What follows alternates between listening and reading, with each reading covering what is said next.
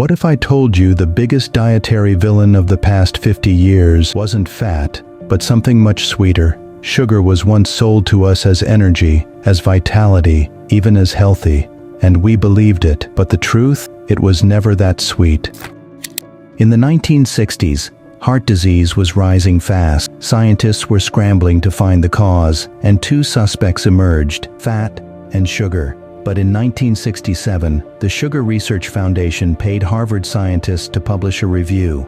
That review downplayed the dangers of sugar and pointed the finger at fat instead. The public never knew about the funding. The media took it as truth. And just like that, sugar was off the hook. In the 1980s and 90s became the magic word. Food companies rushed to strip fat out of everything, from snacks to salad dressings. But there was a problem. Without fat, food tasted terrible. So they added something else instead. Sugar, lots of it. Granola bars, yogurts, cereals, all advertised as healthy while loaded with added sugar.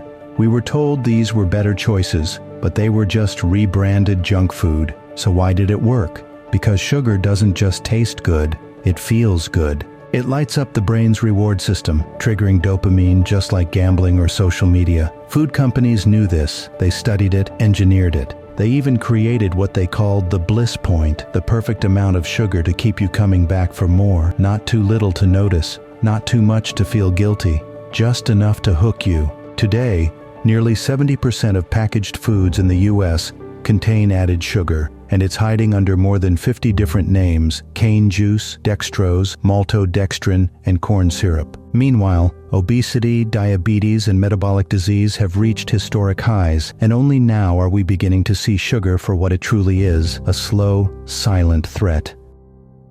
For over 5 decades, we were sold a sweet lie, a lie backed by industries, scientists, and billion-dollar ad campaigns. Sugar wasn't just added to our food, it was added to our culture, our habits, our cravings, and the worst part?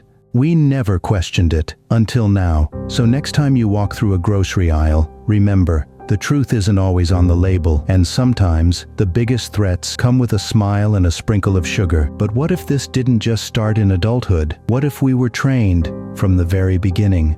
Think back to your childhood: birthday cakes, sugary cereals, candy as a reward, dessert for finishing your dinner. Sugar wasn't just food, it was celebration, comfort, love, and that was no accident. Marketing targeted kids early through cartoons, mascots, and bright colors. They didn't just want your attention, they wanted your loyalty, because if they could win you young, they could keep you for life. And where was the government during all this? Silent, or worse, complicit. The same agencies meant to protect public health were infiltrated by industry influence. In the 1990s, a USDA food pyramid told us to eat 6 to 11 servings of bread, rice, and cereal every day, but barely mentioned sugar. Lobbyists for sugar and processed food companies sat on advisory boards. Research that challenged sugar's safety, underfunded or buried. And while Europe banned certain additives, dyes, and sugary ads to kids, the US looked the other way because the economy runs on sugar,